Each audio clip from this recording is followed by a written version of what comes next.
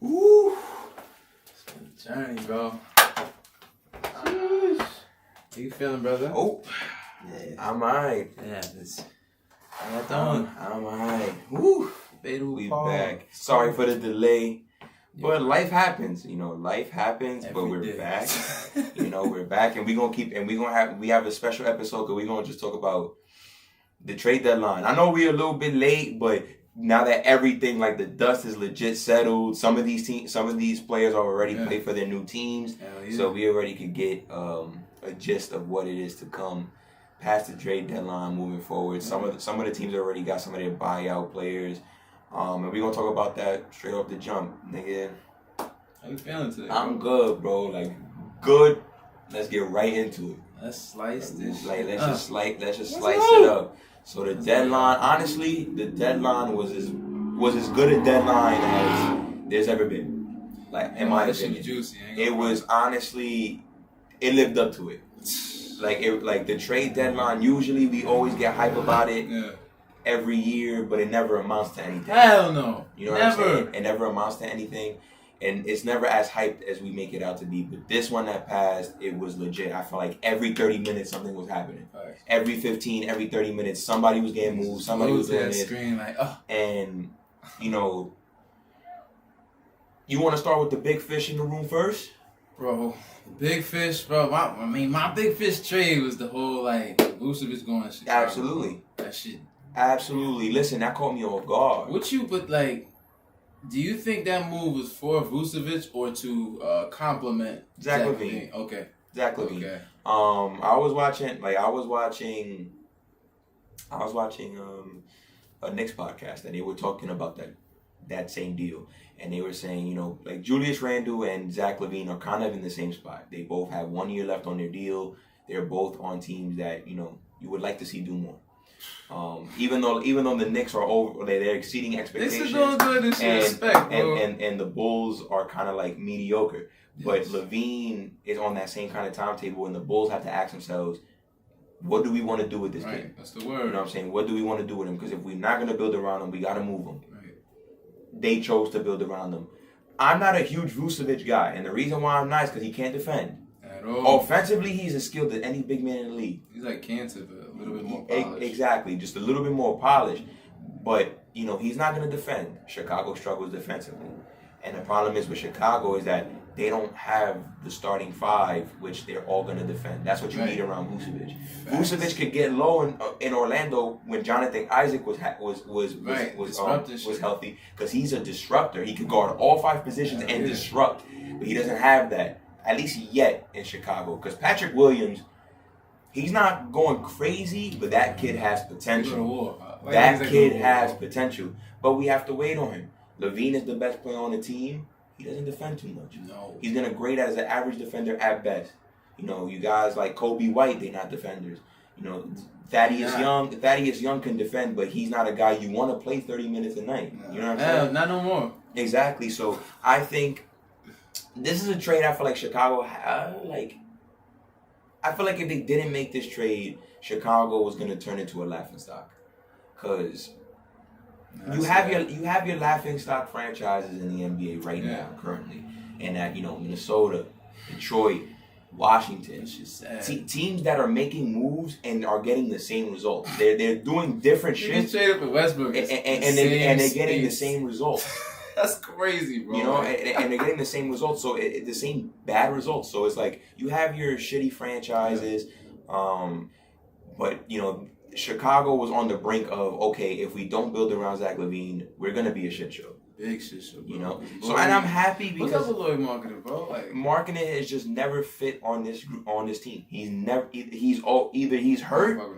He's always hurt, and this is again, he's one of those guys that. They're 7 feet tall, and they don't want to play center. Right, yo. LA syndrome. They don't want to play center. LA syndrome, KP syndrome. Facts. These tall-ass guys that just do not want to play center. They don't want to bang bodies down low. He's one of those guys.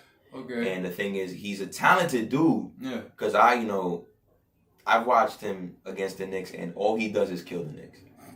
And I watch him play, and I'm like, bro, how come you don't do this every night. Right. You know what I'm saying? Sad. But it's a motor thing with him. Okay. He was in the trade. He was in the trade rumors, but I just didn't see it. What team is gonna pick up a 7-foot big shooting guard? Basically, fucking Dallas. Trade KP. trade one garbage for the other.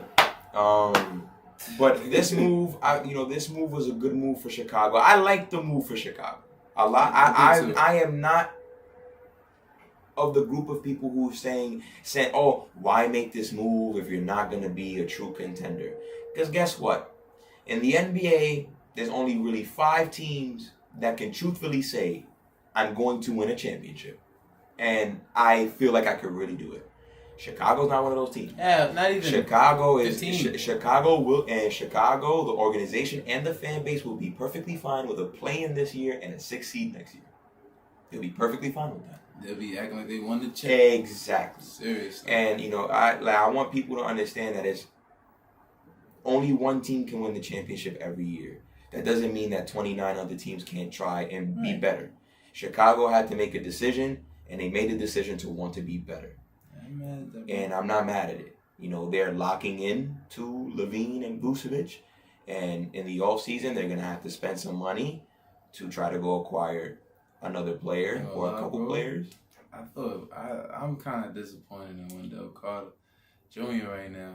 Like the fact they even got traded to me says something that they don't really. They feel like they made a mistake, and yeah. I hope he comes to Orlando. Maybe, needs a little refreshing. Because, sometimes when you're starting things and when you do things for fun and then you realize the other side of shit, you lose that love. Maybe that happened for him in Chicago. I'm going to pray. Maybe in Orlando, it's a different scene. Let me turn up. Yeah, I think, I guess we could touch upon the other side of the deal in Orlando. Orlando, huge winners.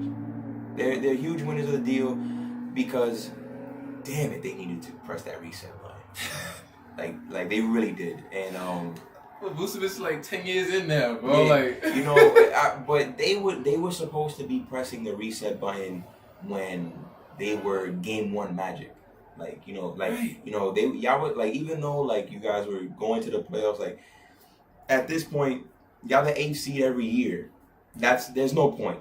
No, being the 8th seed every year. There's no reason for you guys to just compete for the 8th seed every year. Mind you, you guys are 8 seeds under 500, which means if you're in the West, you are a legit lottery team. Right. You know what I'm saying? So I'm glad that they pressed the reset button. Vucevic can go on to hopefully better days for himself. Same thing. We'll touch upon the Eric Gordon deal, but Eric Gordon's not there no more. Now you just sit there and you look at Markelle Fultz, you look at Cole Anthony, you look at Jonathan Isaac, Mo Bamba, Wendell Carter Jr., and you tell yourself, Isaac Hurst still? Yeah, he's out for the year. Yeah, right. I mean when he came back in the bubble last year and tore his ACL again. He came off of a torn meniscus, I think it was. Woo! And then 5 games later he tore his ACL. Well, we ain't gonna see him for a little while. So yeah, he's gonna come back next season. And I wouldn't be surprised if he doesn't start next season. He will come back at some point. Meniscus and ACL. Yeah. It's on the same leg, I don't know if it's on the same leg. I hope not. But Orlando still paid him though. They saw him. He was hurt and still gave him the money, which means that they believe in him. Same thing with Markelle Fultz. They gave Markelle Fultz the money, and they believe in him. You know what I'm saying? But that's the point. And hopefully, Orlando Magic fans, I know that they're sitting there gushing for the top pick of the draft, and if they can somehow get into that top 5 in the draft, and they're gonna get themselves a really good kid and start afresh. I gotta get back on my college jump, bro. I don't be knowing the pass. I'm only 3 or 4 right there. Legit. Yeah, I like the top dog. I mean, the only top dog in the draft that's left is Jalen Suggs. Okay. Cade went out early. Mobley, I don't even know if Mobley even qualified to go, but Suggs is the only guy that's left that's of the top tier, and that's because Gonzaga is OD beast. Bro, you know what I'm saying? Their team is always beast. But if you're Orlando, you want to pull out one of those guys and start anew. That's it. You guys got to start anew. and you traded away all your cap problems because Vucevic was taking up a lot of money, and you trade away Al-Farouq Aminu in the deal, who was taking away some money too. So you open up some money to try to get players who complement your core. Right. You got to complement the core now, and I think it was about time for Orlando. So I'm happy about that for Orlando. Reset button. Yeah. And in terms of, stemming with the Orlando stuff, Aaron Gordon gets traded to Denver. And I think that I think consensus would say that was the best trade made on the trade deadline. Facts. Because I'm a part of the minority that believes that Aaron Gordon is not gonna fill Jeremy Grant's shoes. Nah. But that is a great person to have to try. Look out for Denver, bro. Low-key. Yeah, look out for Denver. Because he's gonna be that Swiss Army knife.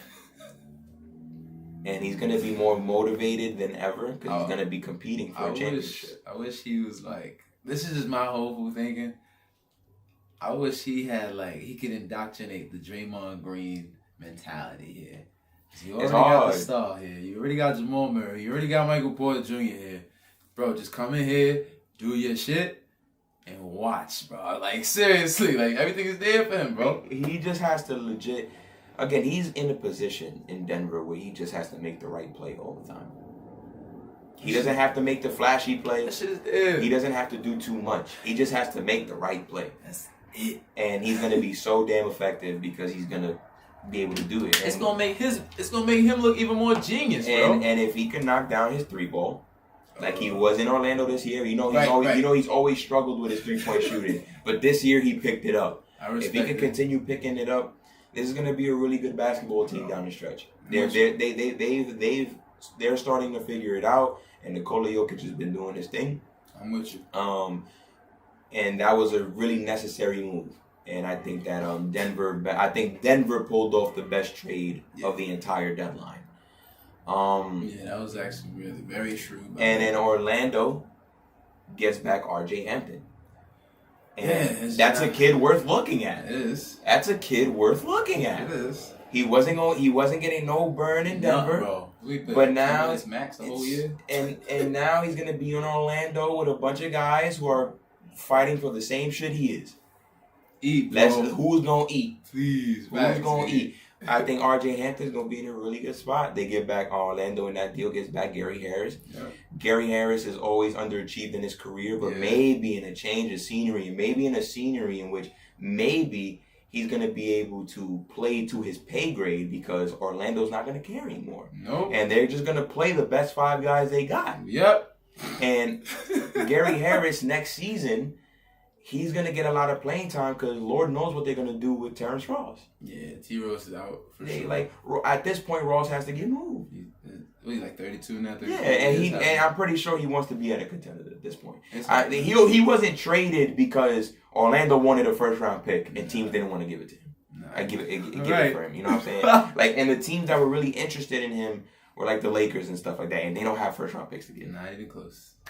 All of them shits away a couple years ago. Exactly. But the fire sale was going on, and we're gonna keep on with the Orlando Magic. And listen, Magic was making moves this year, bro. And this is gonna be more a testament of the team that traded for this Orlando Magic player. Here we go. But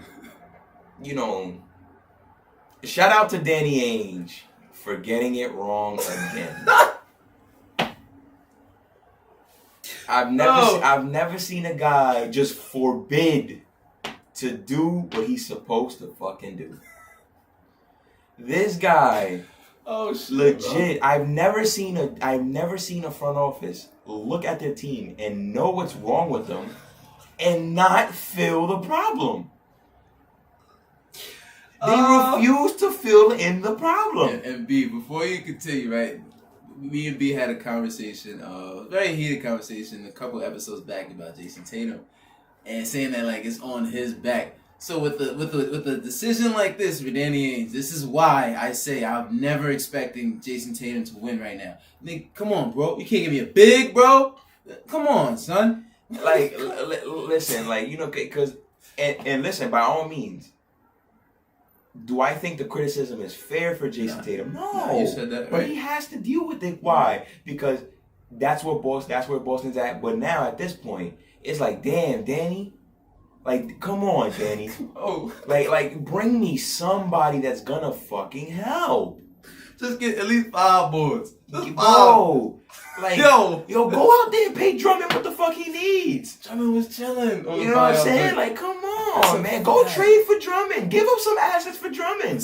Bro. Like, you do something. You really saying that, like, and they bring back, they make the trade for Evan Fournier. And that's the guy that they bring back. Like, that's the guy, because they bring back Mo Wagner, but Mo Wagner is not all that. Nah. So it's like, okay, you know, sure. You bring, like, did you really need Evan Fournier? No! Like, not even close! Like, did you really, you couldn't take those 2 second-round picks and trade it into Cleveland? Thanks! Bro, I'm trying to really figure out what he's going to do on the court, besides come off the bench. You know, he's always been, and Fournier's always been an inconsistent guy. Right. He's always been inconsistent. One night he'll get 26, the next night he'll get 11. His Boston debut, he shot 0 for like 10. Yo, he bounced back last night, but it's like that. You really bringing in inconsistency for a group that needs to go win right now. Right. And like, and listen, they're gonna regret letting Gordon Hayward go without bringing back Miles Turner. I still cannot believe that they had the chance to bring Miles Turner in and they didn't do it. Listen, man, everybody in the comments, I am eating my words. I said that these motherfuckers are going to be the first seed this year, and they are just... I think, if I'm not mistaken, the Knicks have a better record than the Boston Celtics right now. I think so. That's crazy. I think so. And if they don't, they're like Boston. Right, it's like a game type. Fight like a game. Oh my. I'm sorry, y'all. I'll eat my words. And the Knicks don't have Jason Tatum and Jaylen Brown and Kemba Walker. None of them. Yo. Exactly. Like the Knicks don't have Jason Tatum, Brown, Walker. Oh my! All of them playing. Marcus Smart. All 3 of these niggas is playing. Oh my goodness! All these guys, the Knicks don't have. They're not as if you put Boston's team against the Knicks. The Knicks are not nowhere near as talented. Heard.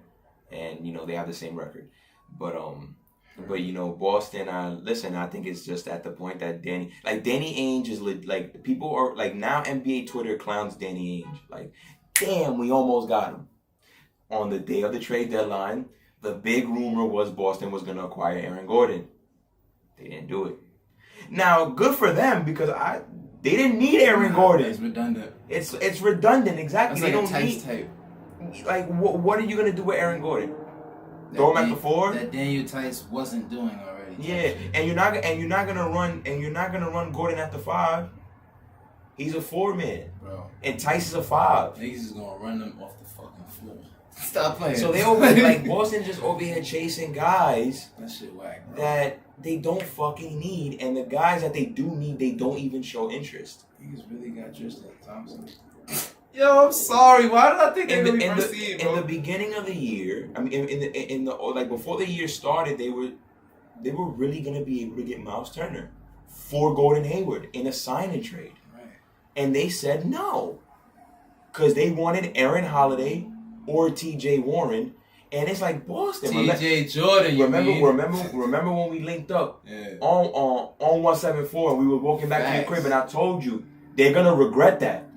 They're not in a position to do that. They're not in a position to sit there and say, oh, I need more than that. No, because Gordon Hayward could just leave for nothing. And he did. And he left. All he gave him back was a trade. I got the bag. I'm in Charlotte now. Ha! You know what I'm saying? And Charlotte is low-key in the playoff picture. Low-key. Those motherfuckers be bouncing. They be bouncing from 4 to, like, they be 4 to 6. Like, they're doing it. Gordon Hayward MVP? Stop. Look at it. Might as well. Might as well, bro. But,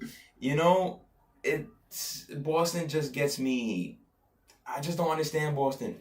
I just don't get it. Seriously. And, we're gonna be right back, because we're gonna talk about other trades too. There's a couple other trades that gotta get spoken about before we get on past the deadline. But, we'll be back in a couple seconds.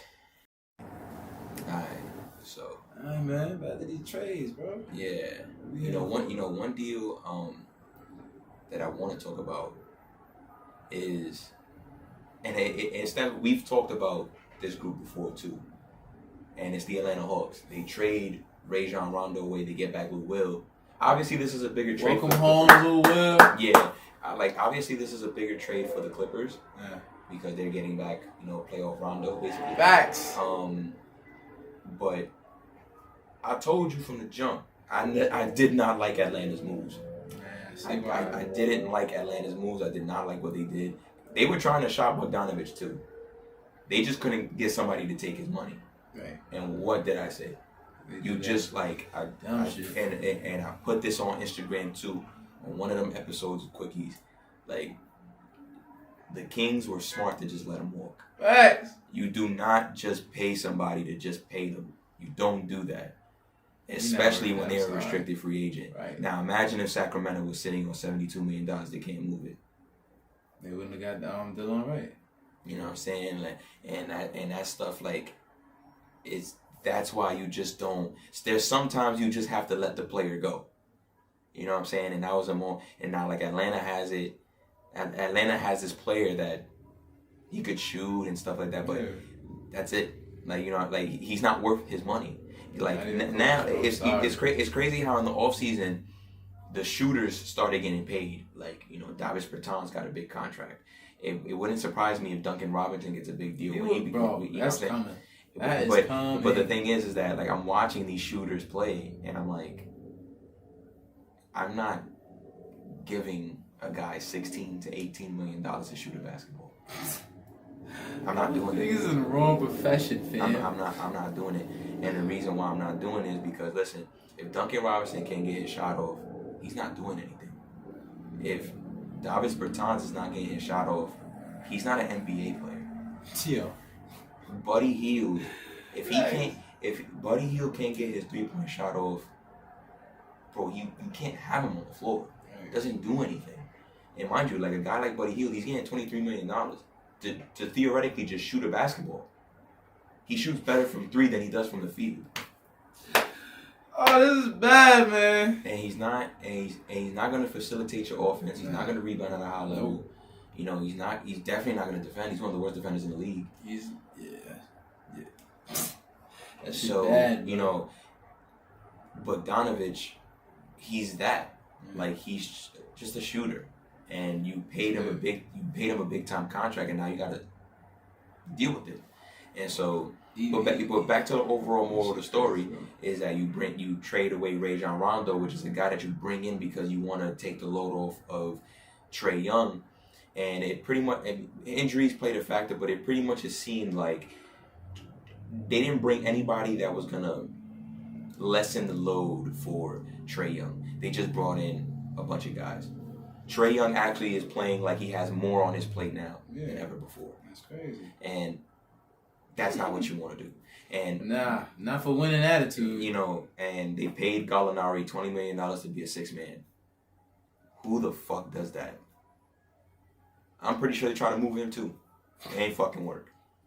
You know what I'm saying? But nope. The moral of the story is that like they bring back Lou Will. I respect that. Listen, I think he's just gonna contribute more on the offensive end than Rondo could have, or that's his bag. Like there's somebody I want to say it, like it's on the tip of my tongue. And he's on Atlanta now. Yeah, like I don't think it's Chris Wright. I mean Chris Dunn. I don't think it's him. But whatever. Like, moral of the story is that they bring in a guy who's just gonna, he's gonna play better on the offensive end. Yeah. Hell yeah, he definitely is. Hopefully he buys in, because the word on the street was that he wanted to retire when he got traded. And when he got traded, I don't want these young niggas no more. Exactly. But it's like, Lou Will, you kind of need to play this out, because you weren't necessarily like great with the Clippers this year, and you weren't great in the playoffs last year either. Last year was so bad. Maybe not being a part of a championship group should help Lou Will. But whereas I feel one way for Atlanta. I understand the move for the Clippers. I understand it. I don't like it. I don't like it either, bro. I don't like it because I just don't think he's going to contribute to the Clippers the way he contributed to the Lakers. You coming after my seconds thinking that it's going to be the same love. And also the rosters are different. Like now you're not orchestrating an offense for Anthony Davis. You know what I'm saying? Like it's not you and LeBron on the court together just trying to figure out how we going to get Anthony Davis involved, how we going to get the shooters involved. Right. You're on a team that has Kawhi Leonard who specializes in isolation scoring. Only. You know, he's an isolation scorer, mid-range guy, you know, attack the basket. You know, he's an isolation guy. Respect it. And you have a guy in Paul George who, you know, he's like a universal controller. You know what I'm saying? He can play in every facet of the game. But there's going to be moments where he needs the ball in his hand, you know? And if he's anything like he is in the playoffs, if he's anything remotely close to pandemic beat, there's just no way that him and Rondo are like... Bro. Listen, this shit cute. You can have all the 40-point games you want, my nigga. If you lay another egg in this postseason, bro. All I'm gonna say is, bro, because you already know what it's hitting for. He started the first game of the season this year, like, yo, I'm on a different da-da-da. Alright. But the thing was, when he was playing, yo, he was wilding. He was bugging. He was wilding. Like, you know, it's just the Clippers. This is a big year for the Clippers. Obviously, when I was making my predictions in the beginning of the year, I had them as the first seed in the Western Conference. Now, they're not the first seed in the Western Conference. I mean, they're fighting for it. Yeah, Utah is on a mission right now. Utah on a mission and stuff like that. But I understand the Rondo trade. I just don't think that Rondo's the guy that is going to, like, really help them take them to the promised land. Like, you know, the Rondo really played a big factor with the Lakers. Like, he was their third. He was their third best player. Yes, like he was their third best player. I don't see. Shout out to my bro Sheen. We used to say Caruso was their third best. Lakers just making jokes. Yeah. Shout out to Caruso. You know, like you bring in a guy like Rondo, and now he got Alex Caruso orchestrated. Right. Like he know how to make sure, Caruso doing what he's supposed to do. Right. So, but I just don't see how Rondo's gonna be able to do it the same way he did with the Lakers. Is there any more big deals? There was a lot. I mean, Miami bringing in Oladipo. Yeah. I can't. He's just such a bum. It's just okay. He's not a bum. He's not as good as people think he is. And I understand that this is a move Miami makes because he was dirt cheap to get. It didn't cost anything. And you make that type of deal if you're Pat Riley. You're going to make the deal. And plus, it was the worst kept secret in the NBA. This guy's been wanting to play for Miami for like 2 years. Yeah, almost. You know, he's been... My 2K, the nigga got traded to Miami. Like, he's been wanting to play for Miami for a very long time. And it finally happens. It just sucks that Miami probably is not going to get the best version of him. No. He's an inefficient scorer. Bro. He's not the same defender that he once was. It gets me tight. Man, I can't even defend him anymore right now. I gotta be close. It's like this is a guy that's gonna have. He's used to having the ball a lot, and he's just. Who'd you rather have in control of your offense, Drew Holiday or the gentleman that we're talking about? I just called Oladipo. Victor Oladipo. Oh, Drew Holiday. Right. And Oladipo is not 2 times younger, but he's way younger. Has a way higher upside, but that tells you that he's not even close as hungry. So, you know, it's like, listen, that injury, you know, it hurt him. I get it, but it's like he wasn't good in Houston.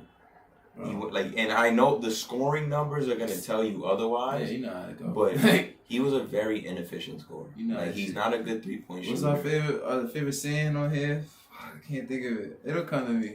Like he's not a good shooter. He's not a good 3-point shooter, and statistically, he's not good at the rim. No. He's not good at the rim, so you're averaging 20 points a game, yeah. But man, you taking a lot of shots.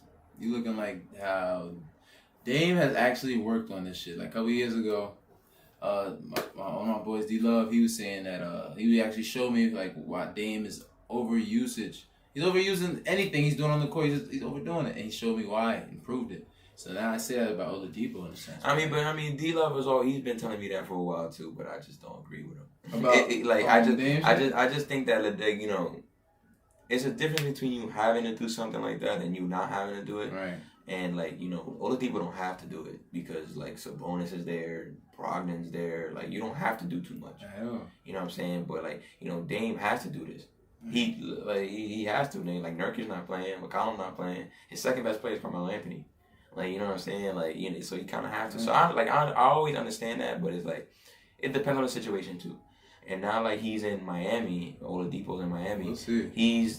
He got a team. He's the third best player. Right. He should thrive in that. Jimmy. But here's the thing with Miami. Miami lacks a true lead ball handler. Yes. They don't have one. Dragic is the closest thing they have to a true lead ball handler. And Dragic, they don't have... Here's the thing about Miami. Miami has either one or the other, but not somebody that can do both. They have somebody that can shoot a three or somebody that can hit the lane. They don't have a dude that can do both. Right. Jimmy Butler is great at the cup. He's a really good driver. He could finish with the best. Winner. Can't shoot a three to save his life. He's not good. Duncan Robinson, great 3-point shooter. Can't do anything else. Tyler Hero, really good shooter. Can't do anything. Nothing else, bro. They can't do nothing. Lay him. Excuse me. Hey.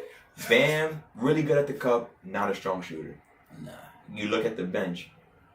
Kendrick Nunn, another guy. He's better at the rim than he is. And then you look at the bench. It's the same thing. These guys coming off the bench. Iggy can't shoot. Or Ariza could shoot, can't go to the basket. Right. You know what I'm saying? So they have a lot of guys that can do one or the other, but can't do both. And they're missing a guy, and they're hoping that Oladipo is a guy that could do both. But he's not going to. Yeah, that ship is sailed. Unless he literally just turns the damn corner. But even then, bro, if you was in not Washington, if you was in Houston and you wasn't just I'm going to put James Harden numbers up. Just because I could do it. He's in a contract here. Right. And he's going to expect big money. Right. And he hasn't played like he's expecting big money. Not even close, bro. So this stint in Miami is going to show a lot. I just don't think Miami's getting a player that's going to put him over the top. I'm with you on that. I still don't see this team going back to the finals. I see them having a better postseason this year because of the addition of Trevor Ariza. You got Iguodala, so you got a couple proven winners. I'm gonna keep it a rack. What's up? They played the Knicks not too long ago, and Ariza looked like a shut up himself. He didn't look good at all. Listen, it was to the point where I was watching Ariza play, and I'm like, the Heat really gave up an asset for him. But not a real asset. I think they gave up a freaking 2027 second round pick. So who the hell cares? But Ariza didn't even look like he was worth that. And but a proven winner. He's been to war, and I think that's what Miami likes to bring in is the guys who are gonna go to war. Right. So push comes to shove, and also a lot of people love the deal for Miami. I'm one of the very few who didn't. And it's not because I feel like Miami gave up too much or anything like that. It's just I just don't see Oladipo being the player that people expect Miami to get. That's the only thing. I think we'll see, but I honestly believe that this trade is going to be a testament to Jimmy Butler's leadership. If he can steer Oladipo into listen, I need you to get buckets, X, Y, and Z, just do this shit, then maybe we got something. Yeah, I like that. And that's one thing I give Jimmy Butler. He's a hell of a leader. OD. And he gets the most out of his team. And his team believes in him. OD. And his team believes in what he says, and that's important. But I want to be able to see if maybe Oladipo could shoot a little bit more efficiently, because that's gonna help Miami out a lot. Listen, Miami last year going into the playoffs, they were second in the NBA in 3-point percentage. Yeah, he's cooking. This year, they're in the mid-20s. So that fall off is crazy. That's crazy. And that's 20. The fall off is crazy, and that's why Miami right now, and teams are going to take advantage of that in the playoffs. That they have guys that do one or the other, but they can't do both. You know what I'm saying? They cannot do both. They're gonna sag off of Jimmy Butler and make him beat him from there. Right. You know what I'm saying? And he's gonna have to do it. You know what I'm saying? And that's what it is. But that's the Miami trade. And it's just let's go to the other side of that trade.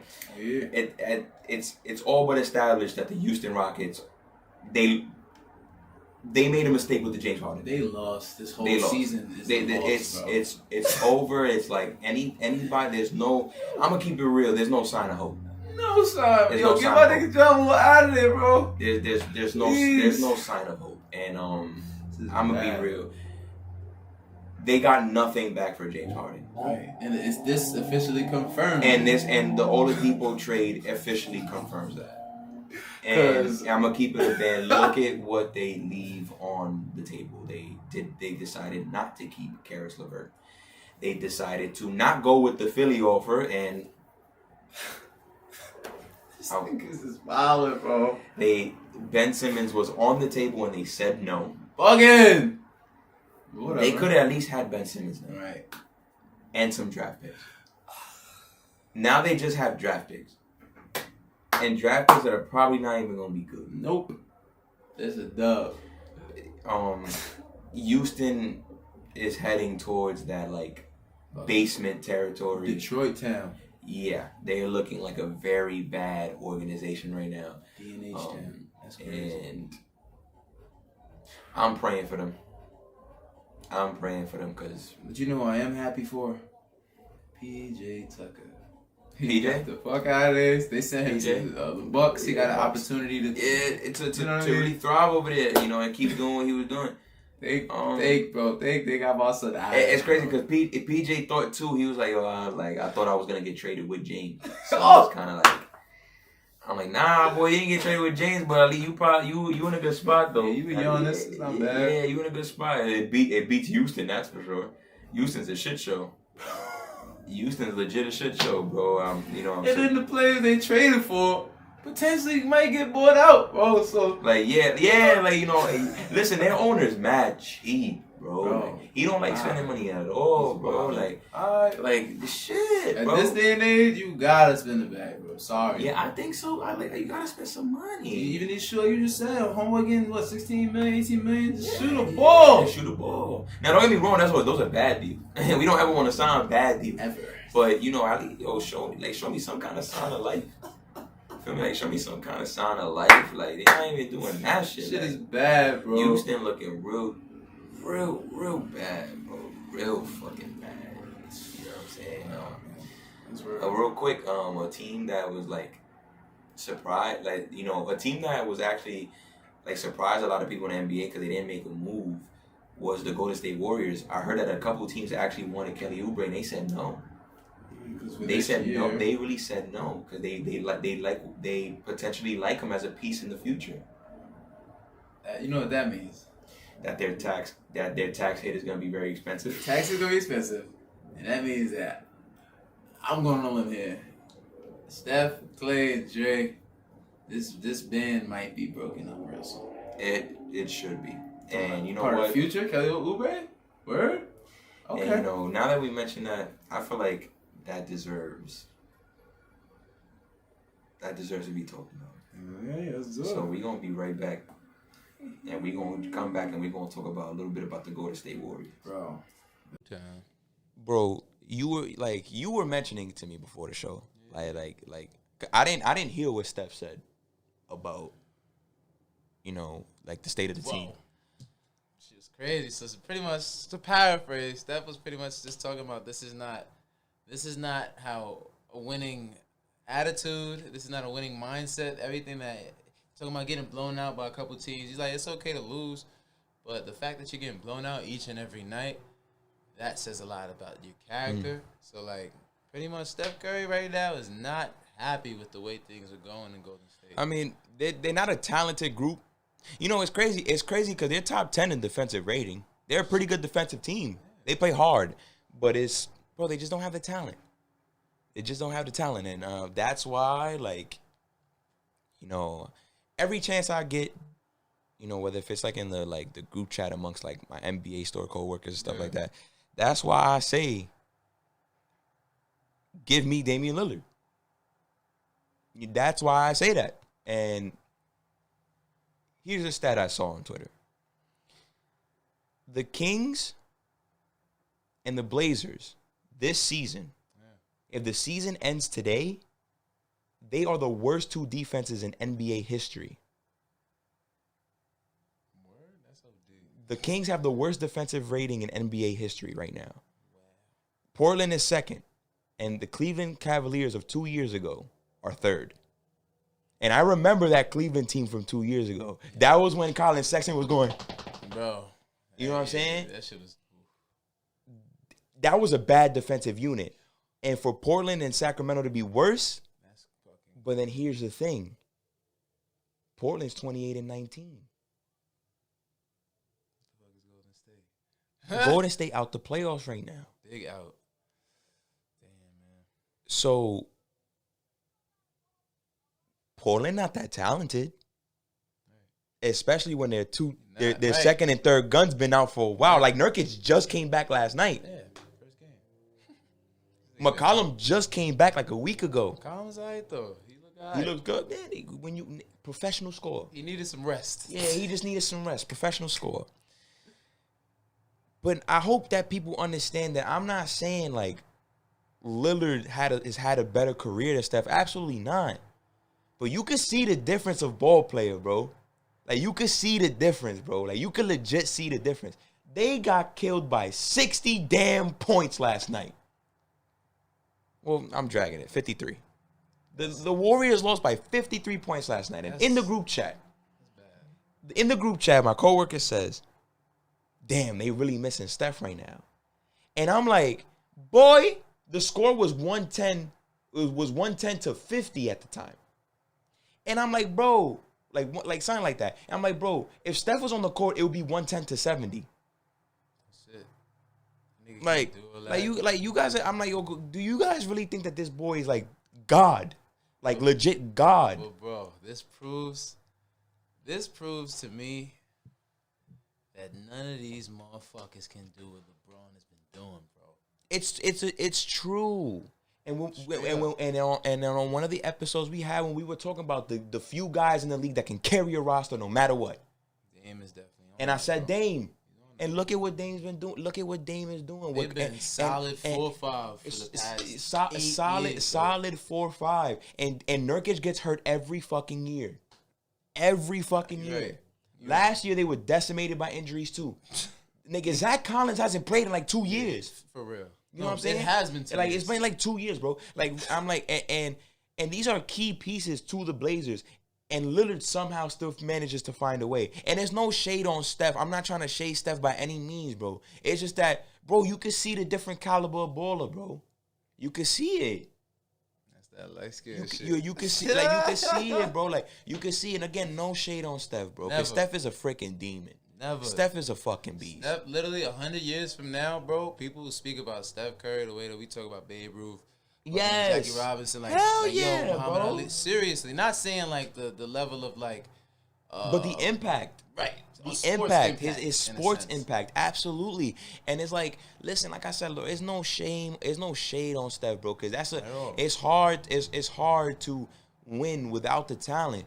But a lot of guys make it seem like Steph did not benefit from the talent that was there.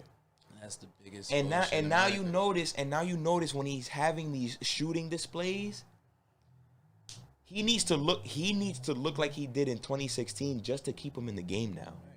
Whereas in 2016 when he was looking like that, they were blowing teams out by 30.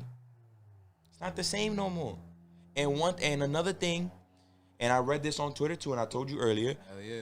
The Warriors have a problem that Klay Thompson cannot fix. I hate.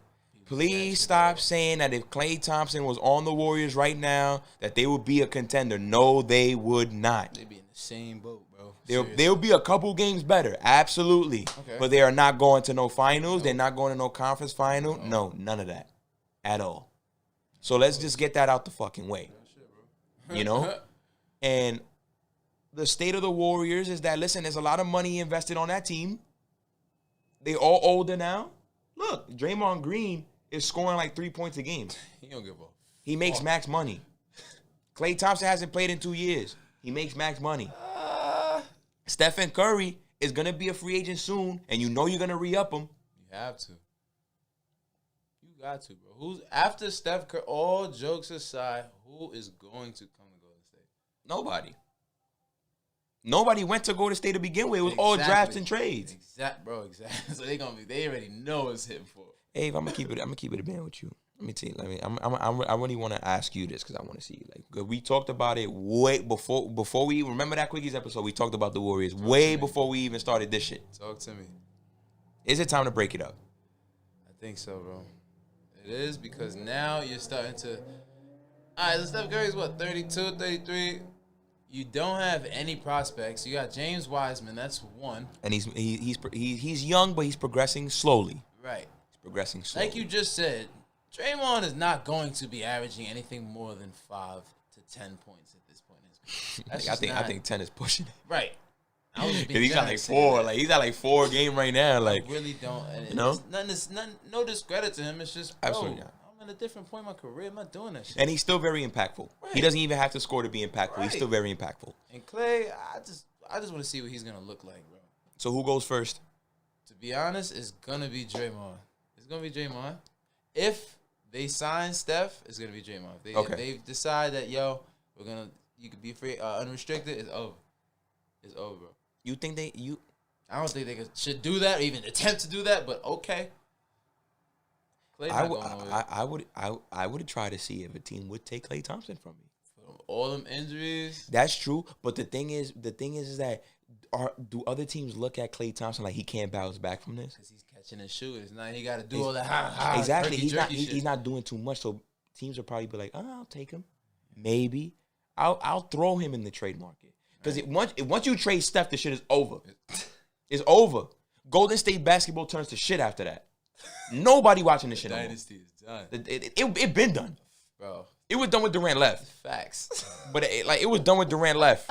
You know what I'm saying? But once Steph goes, like, that's it. Yeah. Give the keys to James Wiseman and then run away. Like, you know what I'm saying? But that's just I think it's time. I think so too. I think the Warriors really have to think going into this offseason, like, do we really want to keep going with this? Because now, to be honest, it feels like, and Warriors organization, my fault. But listen, sound like y'all just teasing the fans off of the nostalgia of what once was, thinking that it's gonna be the same in a year, 2 years. Nah, that shit done, bro. And it goes to show, bro. I think personally they gained what they deserve because they treated KD so poorly. Oh, dude. And the front office has treated KD so poorly. Bro. And Kerr saying that last year was more fun to coach than the second KD chip. Come on, bro. You gotta stop saying that. Come on. Loud, stop talking about Kevin Durant. Another thing about KD I wanted to add, bro. I don't know if you saw that whole Michael Rappaport thing. But him and Michael Rappaport got. We'll end with that. We gonna hold that for y'all. Hold on. Yeah, we'll say that to the end because I want to talk about that shit too. That shit had me heated. Yeah, bro. I want to talk about that shit too. But we'll end with that. We'll end the show with that. But yeah, bro. Like honestly, I think Golden State. I think it's time. And I think they could still get a lot if they really want to move Steph. They could get a lot for him. Hell yeah. But do they want to trade away their golden child? That's the biggest question. You're going to look at as the villain. Golden State will officially. But you won't have, honestly, bro, y'all got to let that shit go because you got to do what you got to do as an organization. It's business. It's fucking business. We have the business. He's getting his statue and his number retired regardless. At this point, that's a fact. Sorry. But if, unless Steph looking at me like I'll take the discount to come back and we can go and I'll take you guys to the next generation, I have to think about moving him. Because unless he's about to sit here and help and be about Wiseman. Because after this season, they need to be about Wiseman at this point. About Wiseman, bro. Be about Wiseman. Start making sure that this kid is going to be the best version of himself. Right, seriously. And if Steph wants to help out with that, then he can stay long term until he wants to retire. But if not, then I got to think about something else. Come home, go to Charlotte, bro. That'd be nice. And LaMelo, that's nuts. Listen, I mean, since you quickly mentioned Charlotte real quick, right? Bro, you know that they're by far the most clutchest team in the NBA. And that's crazy to hear. And Terry Rozier is dead ass a 50, 40, 90 dude in the clutch time. Bro, I'm gonna put it in perspective for you. Terry Rozier, the last 2 seasons, is the most clutchest player in the NBA. Yo, what's going on?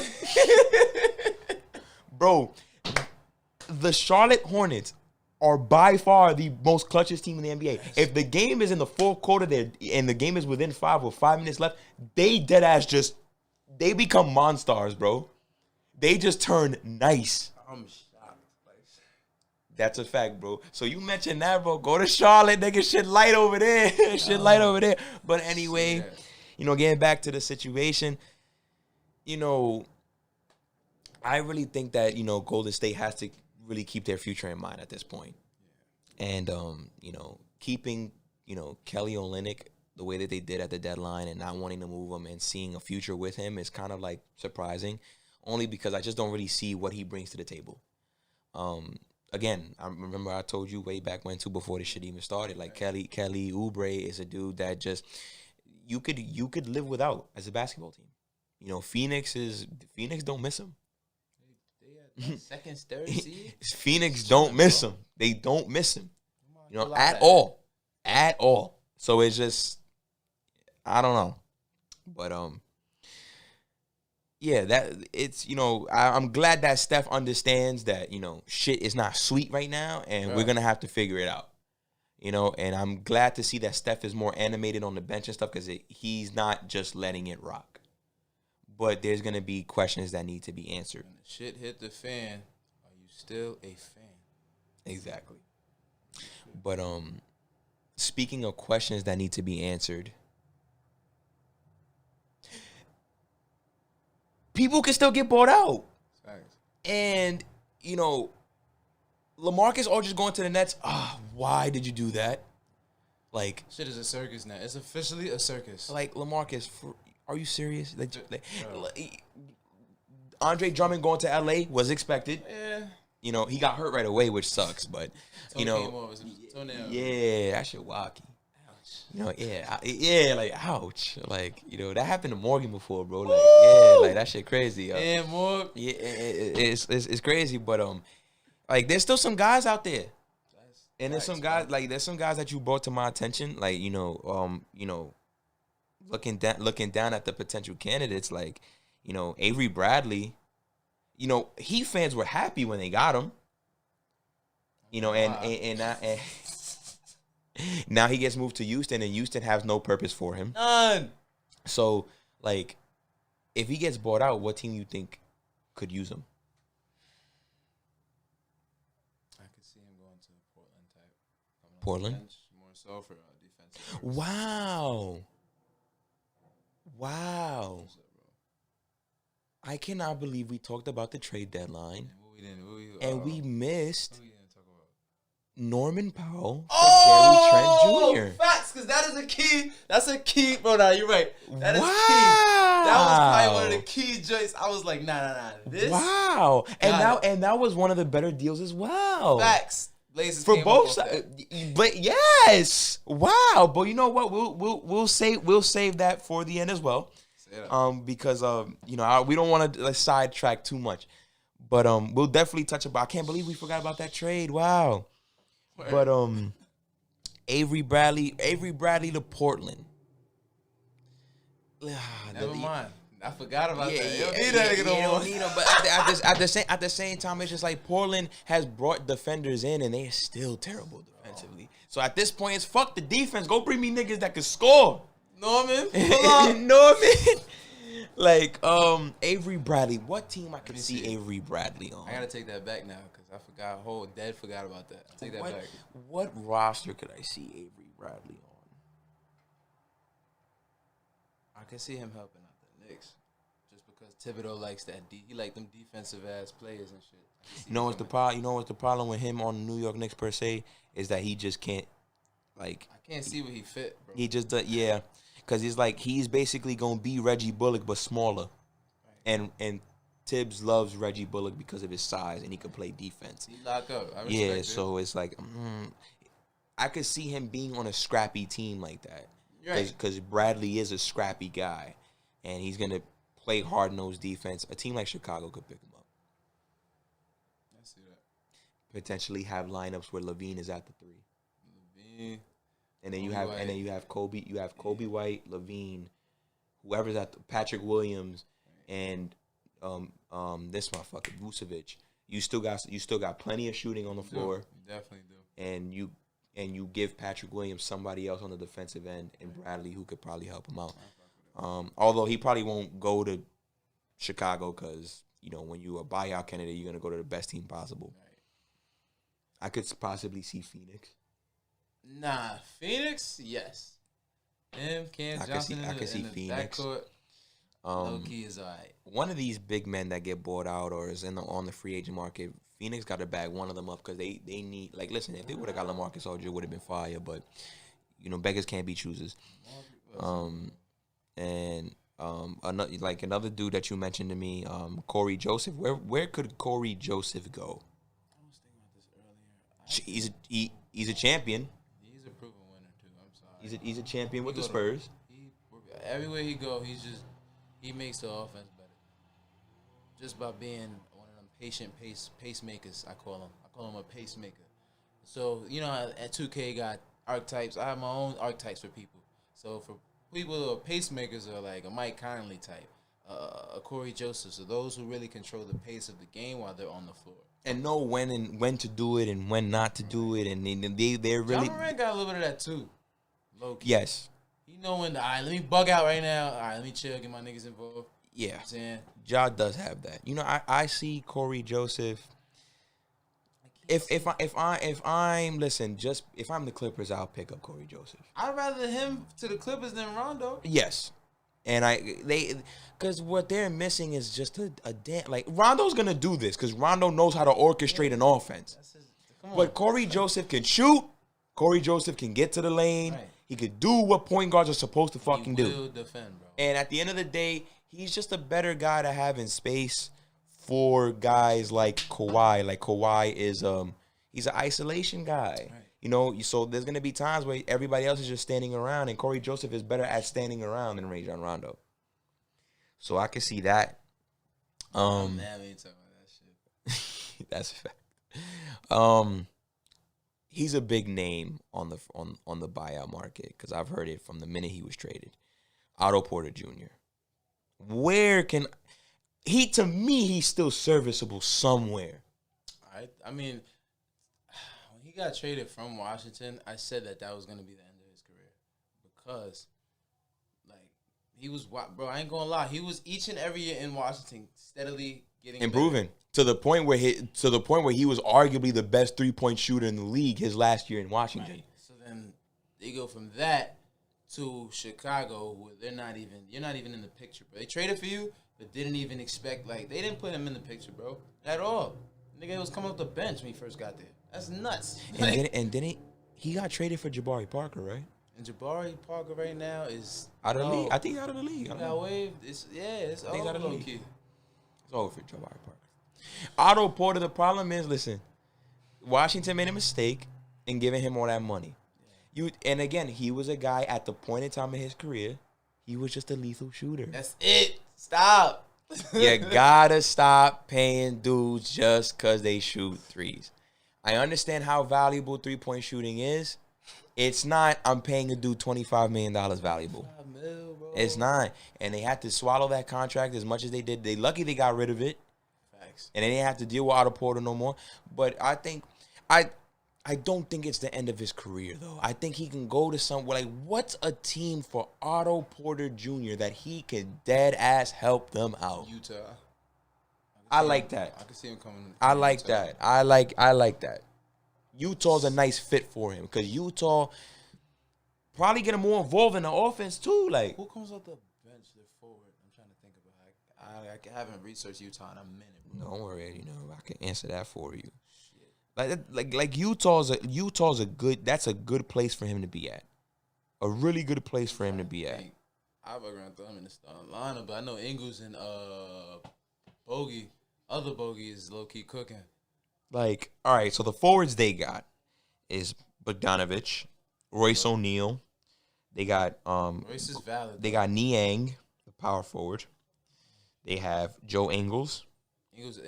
They have Juwan Morgan. They have Ersan Ilyasova, who they just got off. He goes to war. Can't lie. And some guy named Elijah Hughes. So there's definitely guys that I feel like Otto Porter can contribute more than. Yeah. Utah, what's up? Hi, my mans.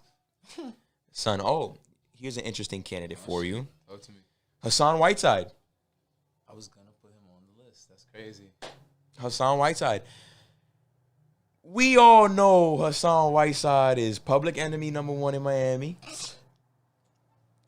And we all know that the motherfucker is arguably one of the most laziest guys in the NBA. Oh! But the thing is, there's lazy, and then there's Hassan Whiteside lazy. Facts. Hassan Whiteside is lazy and still can give you 10, 10, and 4 blocks. That's valid. 2 for 2. And he's lazy. He's fucking lazy. 2 for 2 with the free throw line. He be hitting his free throws. Nah, not this shit. Not never. He was with the Blazers, bro. He was okay. Listen, I knew that his career wasn't gonna get resurrected after Portland. I'm like, if Damian Lillard can't get this guy to at least look competent on the offensive end, bro, because bro, like I think I was even watching games with Lewis too, like we will watch like a Portland game and we'll watch Hassan Whiteside, and Hassan Whiteside out here, he not even jumping to score. Like, he's dead flat-footed, throwing up floaters. It's like, bro, if you don't make a move, like, do something. Nah, bro. Legit. No poster bag. None. No, nothing. That's how I feel about Drummond, bro. I ain't saying he's as bad as Hassan Whiteside, but I'm like, yo, my nigga, you 27, you still ain't got a post move? Here's the thing about Andre Drummond and Hassan Whiteside. Hassan Whiteside lazy. Andre Drummond try to do too much. I get you. Andre Drummond is the type of motherfucker that expects, like, oh, come on. He expects post ups. That's crazy, bro. Yeah, outside wilding right now. Like Andre Drummond legit would look at you and expect a post up. When you got the lane, this thing, bro. If you don't set the pick and run to the basket, bro, set the pick and go to the basket. Nah, deadass. And it's like you want, and it's like Drummond wants me to post him up. He wants me to post him up, and he's shooting 50% at the basket. Right. Man, you know how hard that is to do for a big man to shoot 50% at the basket. That's why, like, bro, I'm just like, I get why the big men, the people talk the way they talk about big men phasing out, because you got dudes like Joel Embiid that's putting on, and then you got niggas like Drummond that's like, bro, like, you gotta mix your bag up. And at the end of the day, in this league today, it's either you're a rim runner, like you're a rim runner, or you're dead ass like one of the best centers in the league. Like, you have Jokic, Embiid, Towns, Davis, and it's kind of like, all right, then Drummond you got, has never and that's the thing, like, then it's everybody else. That's cool, bro. He's been in the league, and then everybody, and then no funny shit, like, everybody else is expendable. It's been in the league way longer than, at least 4 years more than half the people you just named. That's crazy. That's crazy. What he has going for him, he has led the NBA in total rebounds since he's been drafted. Respect that. So I respect it. You know, he does his job. He sticks to what he's good at, but it's like, that's why I'm saying, like, that's why you're a buyout candidate. You know what I'm saying? And Hassan Whiteside, Hassan Whiteside's lazy, but he's lazy, but still can give you something. Drummond just tries to do too much, and he wants a lot. Like, this guy is over here running, like, he's running the offense in Cleveland. Like, no, you shouldn't do that. You're like, what are you doing? Why do you have the ball at the top of the key trying to pass? This nigga watching Jokic. He be watching. Yo, these motherfuckers gotta stop. Yo, these guys gotta stop watching Nikola Jokic and telling themselves, yo, I'm gonna beat Nikola Jokic. You're not. No, you're not. Yo, listen, Jokic. He's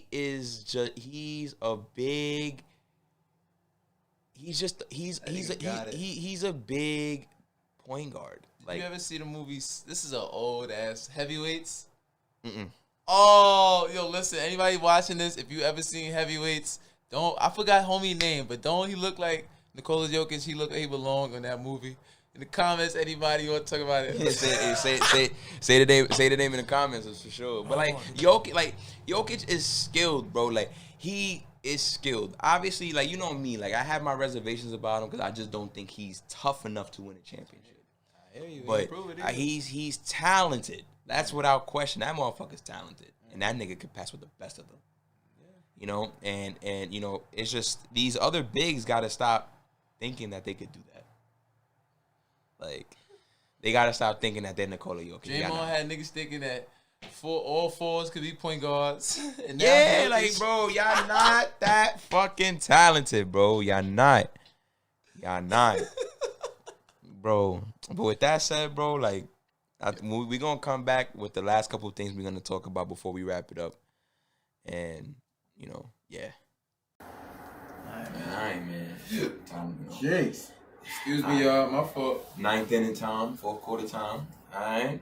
So, I mean, let's talk about that trade that we didn't get to in the beginning. It was the best trade, bro. You know what's funny? Like, it's the one trade that I looked at like, yo, this is something so calm yet makes so much sense. Right. Because it's like Portland dead needed Norman Powell. They got Derrick Jones, Rob Covington, and Norman Powell. Now you got the best 3 forwards, low key. But the thing is, Gary Trent was obviously making a name for himself. He was, respect. He was obviously making a name for himself. He's gonna hit free agency after this season, so you're gonna have to pay him. Yeah. Portland don't have the money like that. No. You know what I'm saying? Like Portland don't have the money like that. So it's like, you know, am I gonna like pay you the money that you might command on open market? I don't know. Gary Trent, he's not a guy that can legit get his own shot. Yeah, I'm with you on that. Norman Powell could get his own shot. He can get his own shot, and then he'll lock your ass up 94 feet. Exactly. So they just basically... And Toronto didn't really need a guy that was going to get his own shot. Right. They need a guy that's going to just catch and shoot. What's up with that whole Kyle Lowry shit, though? Oh, yeah, he was, you know... It's over? Toronto wanted to move him.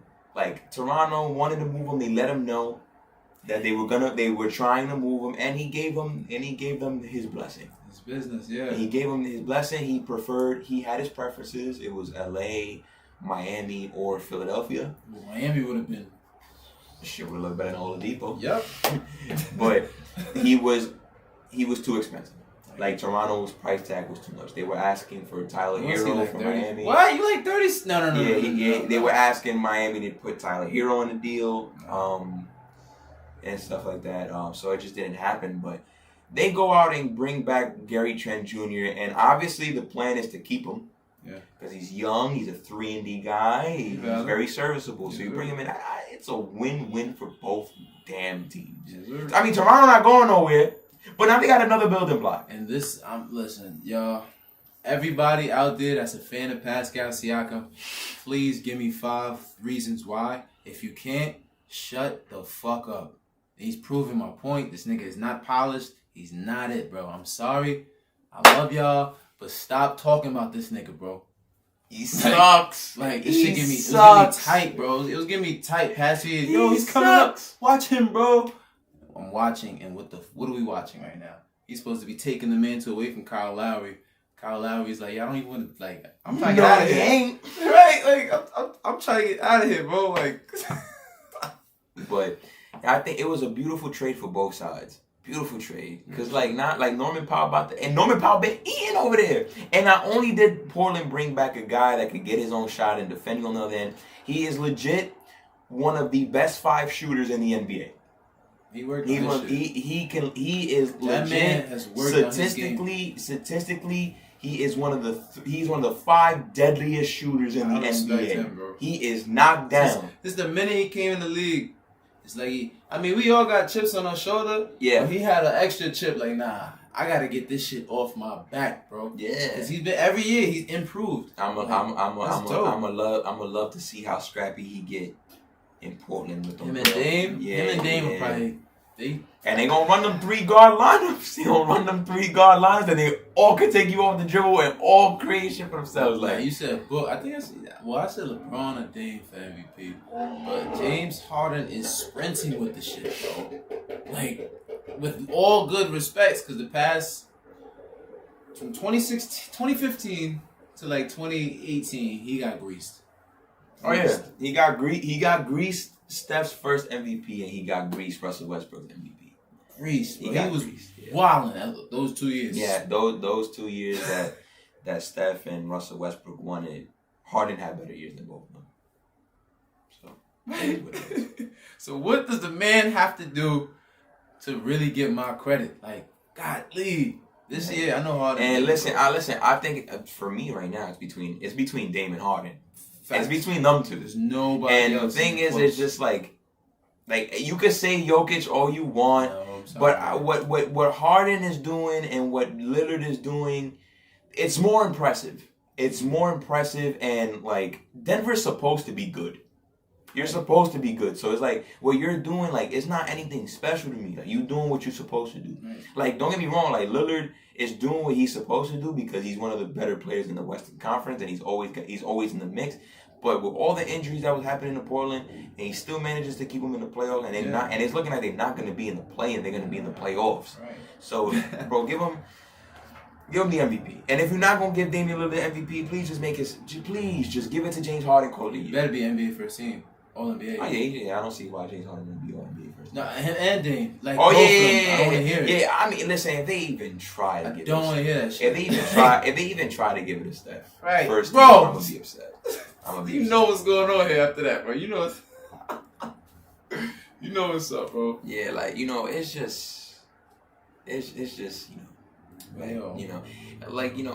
think that this trade for Portland really gonna try to help them out, and maybe they can really like try to make some moves. Listen. At the end of the day, with the type of defensive team they are, they not winning nothing. I know this for sure. They'll be happy to get out the first round because that defense is just bad. Big bad. But Dame deserves some MVP candidacy for sure. And I guess we could just Any more things you was trying to holler them about, bro? I mean, you pretty much wrapped up the trades.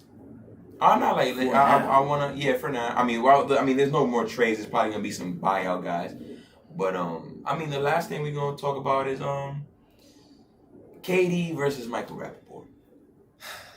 If y'all didn't know, KD just got fined like $50,000, I think yesterday. Friday, if you're seeing, because we're gonna drop this on Monday, so obviously time difference. But he got fined $50,000 for derogatory and a lot of bad comments to one Michael Rappaport. I'm gonna keep it a band, bro. Michael Rappaport's a snake. He's a bitch.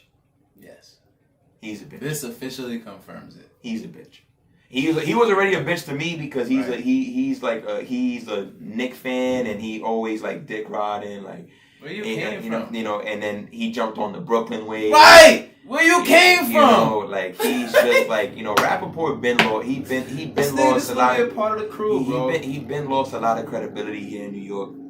Real New York Knicks fans don't fuck with him. Corny shit, he's a cornball. But this whole thing with KD is just another level of cornball. That's corny. It's just another level of cornball. You deleted your comments too. You just posted KD's comments, you deleted yours. And fake scribbled you. Yes, you're corny, bro. You mean I was telling. I forgot who I was telling this. KD's an asshole. He's an asshole. KD is an asshole. That's not even bullshit. But you're not about to sit there and tell me he was just saying that. He was saying that to you just cause. He's not calling you all that shit just cause he felt like it. That's not KD. Keep tugging the bit and you saying shit to him. Like you're talking shit about him. And we all know KD is the type of person to respond to you. Right. He doesn't stay quiet. You want the smoke? All right, cool. You know, he does not stay quiet, and he has every right to talk.